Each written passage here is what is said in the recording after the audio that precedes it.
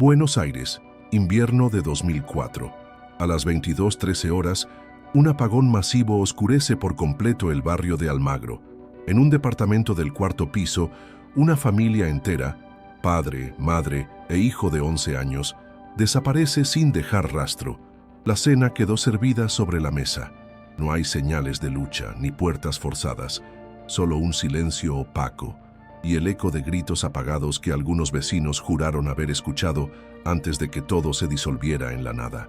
Durante años, el caso quedó congelado, envuelto en misterio, hasta que un electricista que trabajaba en una renovación descubrió algo que lo cambió todo: una compuerta oculta, un pasadizo secreto y una cinta de audio aún sin reproducir. Esta es una historia de desaparición, encubrimiento y verdades que solo emergen cuando ya es demasiado tarde. Presta atención. Al final, tú también tendrás que decidir qué crees que ocurrió. Suscríbete y activa las notificaciones. Antes de la oscuridad, antes del eco de gritos apagados y del silencio insoportable que envolvió al edificio entero, hubo una familia común, o eso parecía. Los Gómez eran, a simple vista, como tantas otras familias del barrio de Almagro. Claudio, de 42 años, trabajaba como técnico en telecomunicaciones. Tenía un carácter meticuloso, metódico. Era un hombre de rutinas férreas. Todos los días salía a las 07:30 en punto, con su maletín negro y su campera de cuero marrón, y regresaba a las 18:45 sin excepción. Julia, su esposa de 38 años, era profesora de historia en una escuela secundaria. De voz suave y mirada cálida, era querida por sus alumnos y respetada por sus colegas. Y estaba Tomás, su hijo único, un niño curioso y callado, con una pasión inusual por los mapas y los aparatos viejos. Vivían en el departamento 4B de un edificio de fachada amarilla, con balcones de hierro forjado y un ascensor que crujía cada vez que se detenía. Era una construcción de los años 50, sólida, con muros gruesos y pasillos estrechos. Nada en él sugería misterio, al menos no a simple vista. La familia había llegado allí 5 años antes, en 1999, huyendo del estrés de vivir cerca del microcentro. Habían comprado el departamento a un precio sorprendentemente bajo. Nadie preguntó por qué. En aquella época, Argentina atravesaba crisis económicas profundas y las oportunidades eran escasas. Claudio simplemente lo consideró una suerte inesperada. Los vecinos los recordaban como discretos, educados. No eran de socializar demasiado, pero siempre saludaban. Julia a veces compartía recetas en el ascensor y Tomás bajaba a jugar con su Game Boy en el hall mientras su madre barría el balcón. Parecían felices. Pero había pequeños detalles que con el tiempo comenzaron a llamar la atención. Algunos vecinos, como la señora Benítez del 4A, notaron que Claudio colocaba toallas en los marcos de las puertas durante las noches. Decía que era por el frío, pero incluso en verano lo hacía. Otros mencionaban que Julia algunas tardes se quedaba parada en el balcón sin moverse, mirando al edificio de enfrente durante minutos enteros, como si esperara algo o a alguien. Tomás, por su parte, dejó de bajar a jugar al hall a mediados de 2003. Sus dibujos, según contaron sus compañeros de escuela, comenzaron a mostrar figuras encerradas en cuartos sin ventanas. Cuando la maestra lo llamó a preguntar si estaba bien, él solo dijo: «Mi papá dice que no se puede hablar mucho, que hay cosas que si uno las dice, alguien escucha». Y sin embargo, nadie lo vio venir. La tarde del 22 de junio de 2004 fue especialmente fría. A las 17:10, Claudio regresó a casa con 2 bolsas de supermercado. La cámara de seguridad del negocio de la esquina captó su imagen. Vestía su campera habitual, caminaba con paso decidido. A las 17:23, Julia y Tomás entraron al edificio. Habían pasado por la librería de la avenida Rivadavia, donde compraron un cuaderno cuadriculado y una lapicera azul. El librero, un hombre llamado Salvador, recuerda que Julia parecía distraída y que Tomás no soltaba una pequeña radio de bolsillo. A las 20:40, según el registro del medidor, la familia preparaba la cena. Se detectó un aumento en el consumo eléctrico por el uso del horno. A las 21:07, una llamada fue realizada desde el teléfono fijo del departamento. Duró solo 35 segundos. El destinatario nunca fue identificado. Era un número inexistente en los registros de Entel. A las 22:13, la luz se cortó, no solo en ese departamento, sino en todo el barrio. Un apagón masivo atribuido a una falla en una subestación cercana. El edificio quedó envuelto en una oscuridad espesa, apenas rota por las luces de emergencia de las escaleras y el destello ocasional de una linterna. Fue entonces cuando comenzó el murmullo. La señora Benítez afirma haber escuchado un ruido sordo, como si algo se hubiera caído. Luego, pasos rápidos. Después, gritos, apagados, ahogados, y de pronto, silencio absoluto. No era el silencio habitual de un corte de luz, con televisores apagados y calles mudas. Era un silencio más hondo, más espeso, como si el edificio entero contuviera la respiración. A las 22:45, la luz volvió, y con ella volvió el desconcierto. El departamento 4B estaba cerrado por dentro. Nadie respondió al timbre ni a los golpes, pero cuando el portero, el señor Martínez, usó su copia de la llave para abrir, lo que encontró fue nada. La mesa del comedor tenía 3 platos servidos. En uno, un pedazo de milanesa a medio cortar. El horno aún estaba tibio. Las mochilas de Tomás seguían junto a la puerta. Las llaves, los celulares, los abrigos, todo estaba en su lugar. Pero los Gómez ya no estaban. La policía llegó a las 23:20. Revisaron el departamento centímetro por centímetro. No había signos de violencia. No había ventanas abiertas ni cerraduras forzadas. No había ruidos, ni rastros de pelea, ni una gota de sangre. El edificio entero fue interrogado, piso por piso. Nadie había visto salir a la familia. Las cámaras del hall y la entrada no mostraban ningún movimiento desde las 17:23. El caso se volvió un laberinto. Durante semanas, los medios cubrieron la noticia. «Familia desaparece en su propio hogar», titulaban los diarios. Algunos hablaban de fuga voluntaria, otros de abducción, pero ninguna teoría resistía el escrutinio. ¿Por qué dejarían todo atrás? ¿Cómo se habrían ido sin ser vistos? ¿Y qué explicación tenía esa llamada extraña a un número que no existía? Las investigaciones oficiales no lograron avances. La causa fue archivada 2 años después como desaparición de personas en circunstancias no determinadas. Y el departamento 4B quedó cerrado, sellado judicialmente, hasta que 15 años después, alguien más volvió a cruzar esa puerta. Pero esa parte de la historia aún no la hemos contado. Lo que ocurrió esa noche en el corazón de Buenos Aires desafía la lógica y la razón. ¿Qué pudo hacer desaparecer a una familia entera sin dejar rastro? ¿Fue una operación encubierta, un experimento, un crimen o algo más? Queremos saber qué piensas tú. ¿Desde dónde estás viendo este video? ¿Crees que es posible que existan habitaciones secretas entre las paredes de un edificio habitado por decenas de personas sin que nadie lo sepa? Déjanos tus teorías en los comentarios. Suscríbete y activa la campanita para que no te pierdas las próximas partes de esta historia. Si te gustó esta primera parte, déjanos un like. Eso nos ayuda muchísimo a seguir contando estos casos olvidados. Y recuerda, a veces lo más aterrador no es lo que ves, sino lo que nunca llegas a ver. El reloj marcaba las 22:13 cuando la oscuridad cayó como un telón sobre el edificio de la calle Medrano. La luz titiló una vez y luego nada. Las heladeras, las radios, los televisores, todo quedó en silencio. Una de esas noches en las que el tiempo se detiene sin explicación.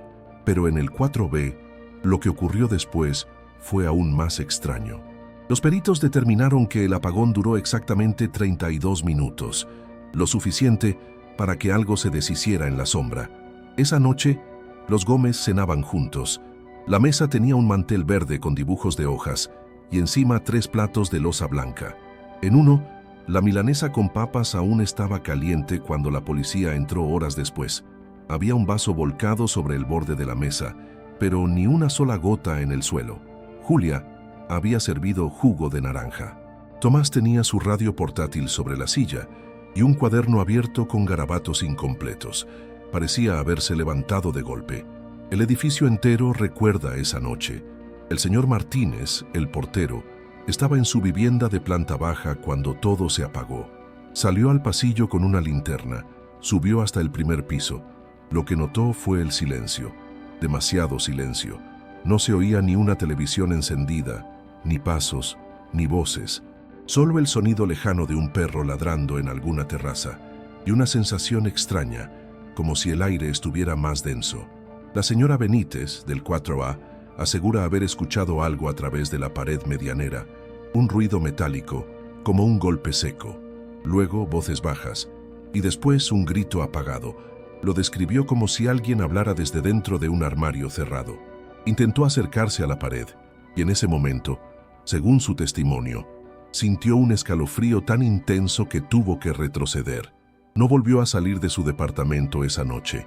A las 22:45, cuando volvió la luz, todo parecía estar en orden, excepto el 4B. El departamento no había sido abierto desde que los Gómez entraron por última vez.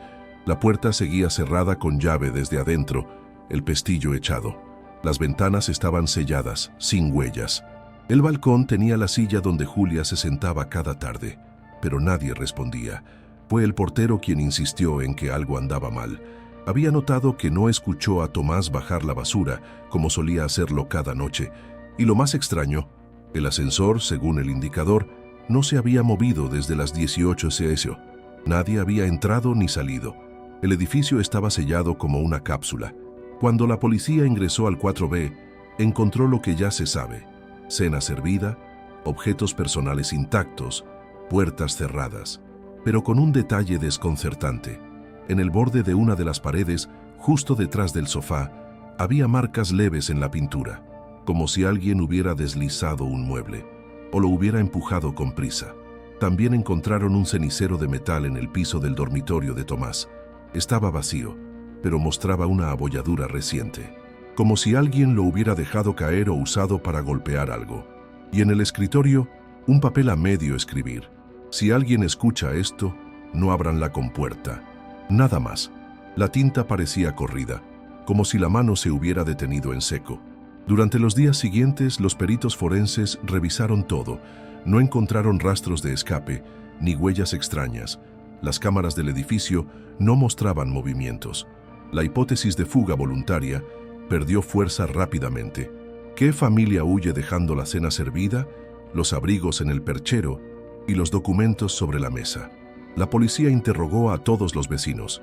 Nadie vio ni escuchó nada que pudiera explicar una desaparición. Nadie, excepto un anciano del 5º piso, el señor La Rosa, quien afirmó haber visto una sombra en el pasillo esa noche.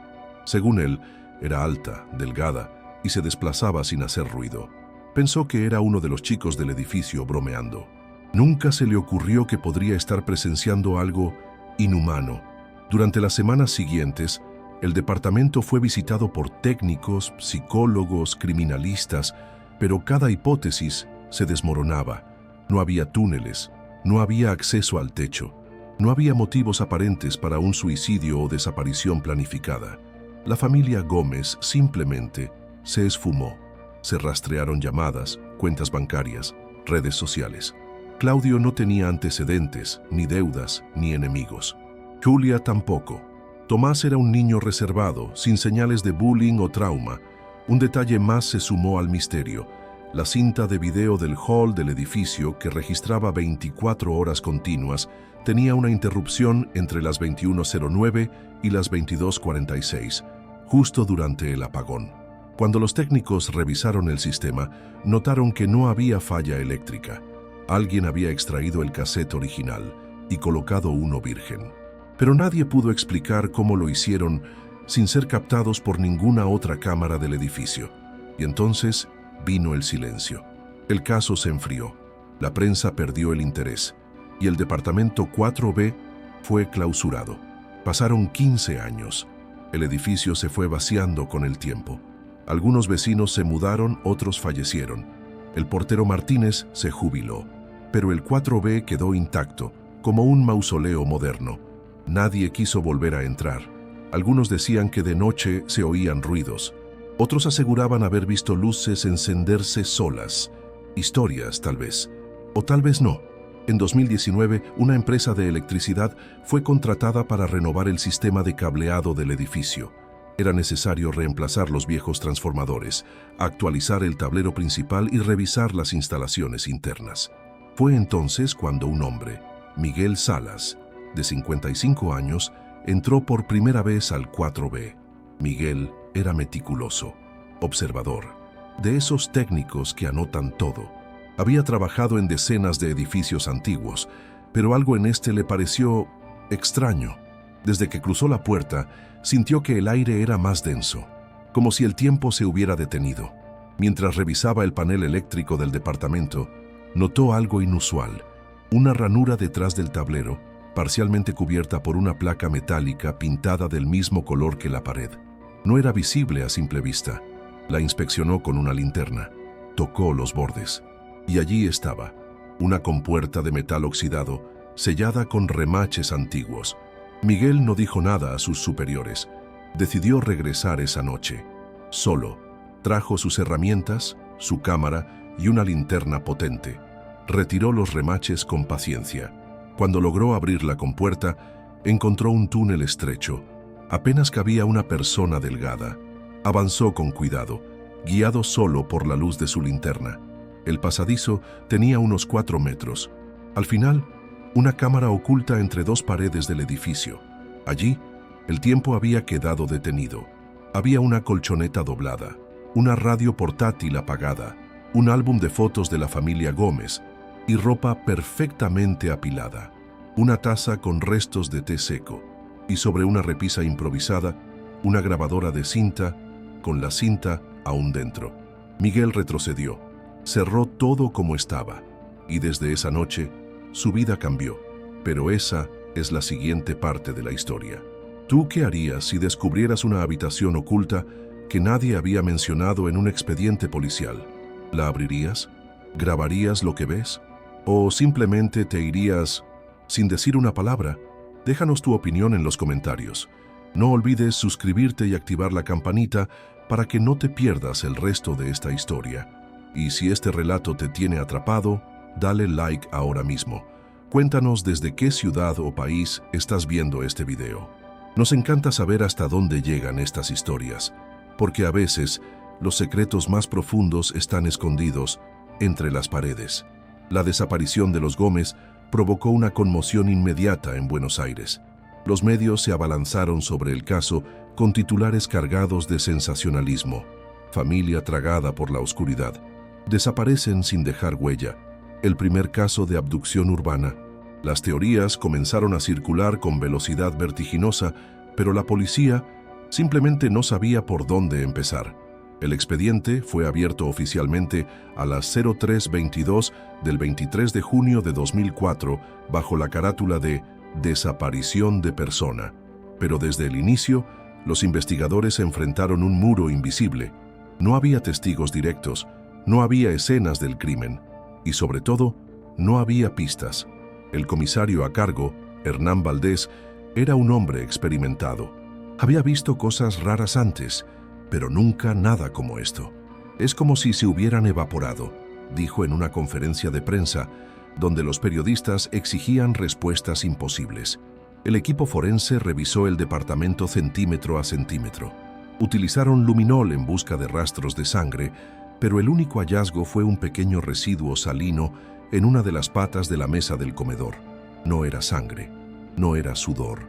Era, según los análisis, una sustancia inorgánica difícil de clasificar. La archivaron como no concluyente.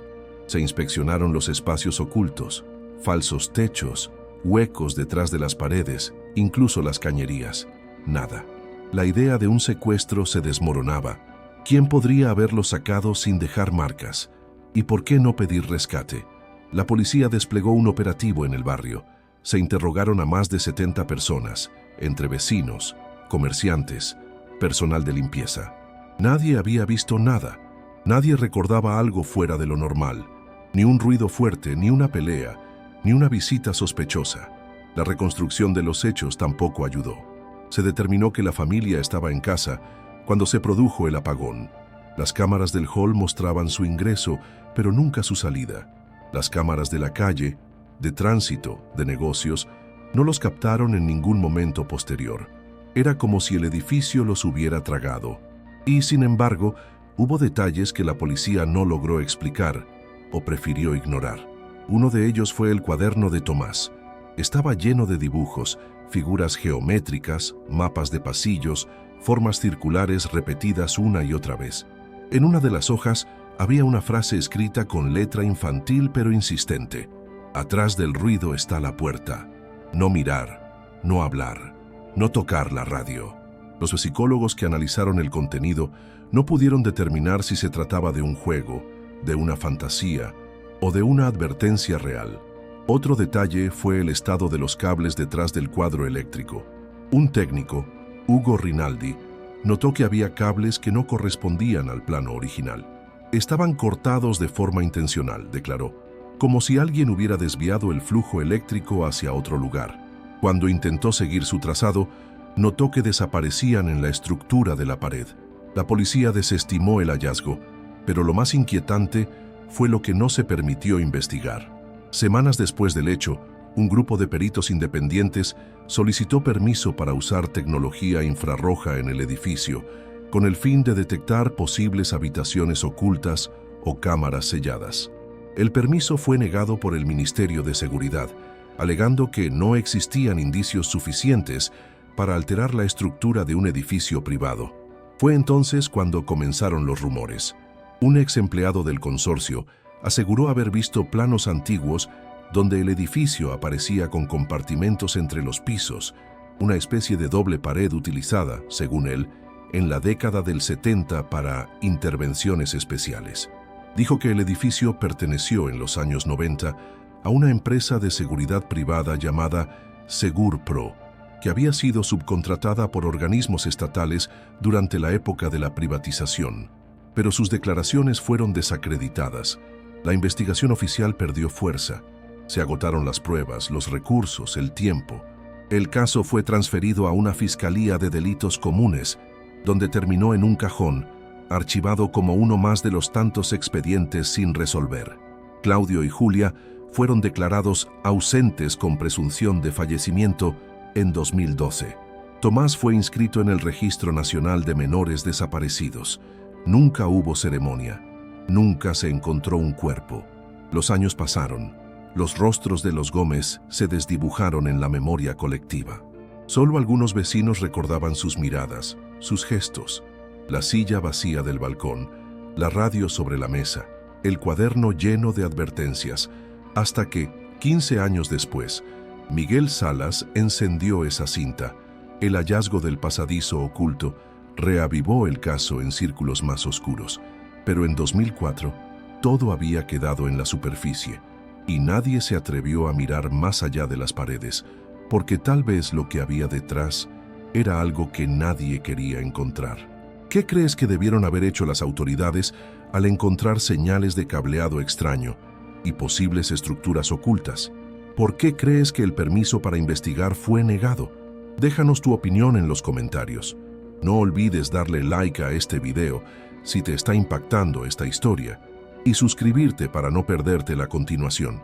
Activa la campanita y cuéntanos, ¿desde qué ciudad o país estás viendo este video? Queremos saber hasta dónde llegan estas historias, porque a veces el mayor fracaso no es no encontrar respuestas, sino negarse a buscarlas. Miguel Salas tardó 2 días en atreverse a escuchar la cinta. No era por miedo, decía, sino por respeto. Tenía frente a él un objeto sellado en el tiempo, un pedazo de pasado congelado. Sabía que lo que contenía podía no tener vuelta atrás. La noche del 15 de noviembre de 2019, en su pequeño taller de Villa del Parque, conectó la grabadora portátil a un viejo equipo de sonido. Preparó papel y lápiz. Puso play. La cinta comenzó con estática, luego voces. Primero, la de Claudio, tensa, susurrante. Se lo escucha decir: «No salgas, Tomás. No importa lo que digan, no salgas. La radio es la clave, pero no la enciendas todavía». Luego, la voz de Julia. Su tono es tembloroso. Nombra a alguien. Él está otra vez en la pared. Dice que falta poco. Dice que ya casi lo tiene. ¿Qué quiere decir eso, Claudio? Silencio. Pasos. Ruidos de arrastre. Y entonces, una tercera voz. Una voz masculina, seca, metálica, distorsionada, lejana, pero nítida. Dice: «Nadie saldrá hasta que lo entregue. Él lo tiene. Él sabe». La cinta se corta durante varios segundos. Luego se oyen golpes. Alguien grita. Y una frase repetida 3 veces entre jadeos: «No abras la puerta. No abras la puerta. No abras». Miguel pausó la reproducción. Su mano temblaba. Regresó al edificio esa misma semana. Fingió tener tareas pendientes de electricidad, pero lo que quería era explorar más. Con ayuda de una cámara térmica, prestada por un amigo técnico, descubrió algo que lo dejó helado. Detrás de una de las paredes laterales del pasadizo existía un segundo compartimento, aún cerrado. Volvió una noche con un cincel y una linterna. Golpeó la pared hasta abrir un boquete. Dentro encontró una pequeña sala cubierta de polvo. En el centro, un perchero oxidado. Sobre él, una campera de Claudio. Y en el suelo, un sobre sellado con cinta negra. Dentro, una foto en blanco y negro. Era Tomás, con los ojos vendados. Detrás, escrito con tinta azul: «Él no debía escuchar». El hallazgo fue reportado a las autoridades. Esta vez, los medios sí tomaron nota. El caso Gómez fue reabierto oficialmente el 2 de diciembre de 2019 bajo una nueva carátula: desaparición en contexto de encubrimiento estructural. Y entonces comenzaron a emerger las conexiones. Un periodista independiente, Lucas Marrone, rastreó el pasado de la empresa Segurpro. Descubrió que fue una de las tantas firmas fantasmas creadas entre 1990 y 1997 para operar sistemas de vigilancia interna en edificios residenciales. Bajo el pretexto de instalar alarmas comunitarias, instalaron tecnología que permitía el monitoreo de movimientos, sonidos y hasta emisiones de radiofrecuencia. El edificio de Medrano 4075 fue uno de los primeros donde se probó ese sistema. Los planos originales, obtenidos por Marrone tras meses de gestión, mostraban al menos 4 habitaciones de observación entre los pisos 3 y 5. Ninguna registrada en el catastro municipal. Las preguntas estallaron. ¿Qué monitoreaban? ¿Quiénes lo hacían? ¿Y por qué justo la familia Gómez desapareció? Fue entonces cuando apareció el señor La Rosa, el anciano del 5º piso. Tenía más de 80 años y una memoria afilada. Llamó a Miguel y le entregó un tubo de cartón con un plano enrollado. «Lo guardé por si algún día alguien se animaba», dijo. El plano mostraba el edificio como nunca se había visto. Túneles entre muros, escaleras secretas, habitaciones sin ventanas. Una verdadera estructura paralela. «Las hicieron para esconder cosas durante los años duros», murmuró La Rosa. «Y después, nadie se atrevió a cerrarlas». Miguel recorrió los espacios ocultos con su cámara. Publicó las imágenes en un foro de arquitectura urbana. Uno de los usuarios, experto en inteligencia militar, reconoció parte del diseño como modelo de instalación de vigilancia activa encubierta. Pero ¿vigilar qué? Eso nunca quedó claro. Algunos sostienen que Claudio descubrió algo mientras trabajaba con redes de telecomunicaciones, que interceptó una frecuencia prohibida, que alguien, al otro lado, lo advirtió, y que la familia, al intentar buscar ayuda, activó un protocolo de silencio. Otros piensan que Julia, como profesora de historia, estaba investigando sobre las redes de represión clandestina de los años 70, que encontró documentos dentro del propio edificio, que alguien la escuchó, pero la teoría más perturbadora es la que propone que Tomás era el objetivo. Los cuadernos del niño, analizados años después, mostraban símbolos que coinciden con antiguos códigos de cartografía militar. Códigos que, en teoría, un niño de 11 años no tendría por qué conocer. ¿Alguien lo estaba entrenando? ¿O simplemente era un niño con una mente demasiado sensible? En 2021, un grupo de exploradores urbanos logró ingresar a otra de las habitaciones ocultas. Allí encontraron una radio de onda corta, aún funcional. Emitía en bucle una señal de 3 tonos y un mensaje cifrado. Cuando fue decodificado decía: «Lo escuchaste, ahora estás dentro». La investigación sigue abierta. El paradero de los Gómez aún es un misterio. Pero lo que queda claro es que nunca se trató solo de una desaparición. Fue una operación, una que dejó huellas, una que alguien intentó borrar, pero no del todo.